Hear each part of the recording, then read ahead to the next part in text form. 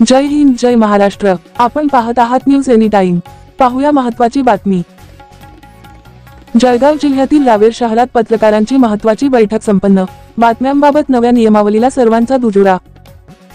रावेर शहरातील पत्रकार बांधवांची एक महत्त्वपूर्ण बैठक नुकतीच उत्साहात पार पडली।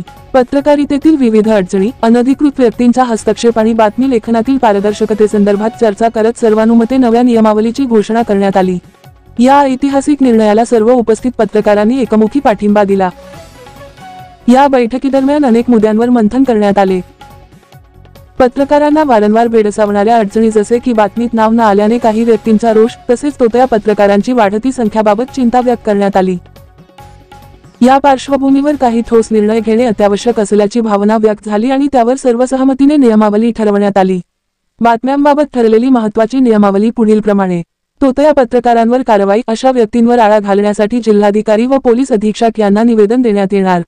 जाहिरात घेऊन बातम्या मागणाऱ्यांवर बंदी, कार्यक्रमासाठी जाहिराती जमा करून नंतर बातमी छापण्याची अपेक्षा करणाऱ्या व्यक्ती वा संस्थांचे व्रत प्रसिद्ध न करण्याचा निर्णय। जाहिरात न देणाऱ्यांची बातमीही बंद, अशा संस्थांची बातमी प्रसिद्ध न करण्याचे धोरण स्वीकारण्यात आले। या निर्णयामुळे पत्रकारितेत शिस्त येईल, पारदर्शकता टिकेल आणि पत्रकार बांधवांना संरक्षण मिळेल, असा विश्वास सर्वांनी व्यक्त केला।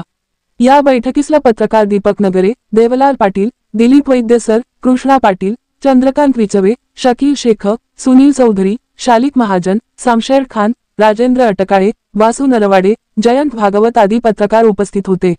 काही पत्रकार प्रत्यक्ष उपस्थित राहू शकले नाहीत, मात्र त्यांनी दूरध्वनीवरून निर्णयांना पाठिंबा दर्शविला।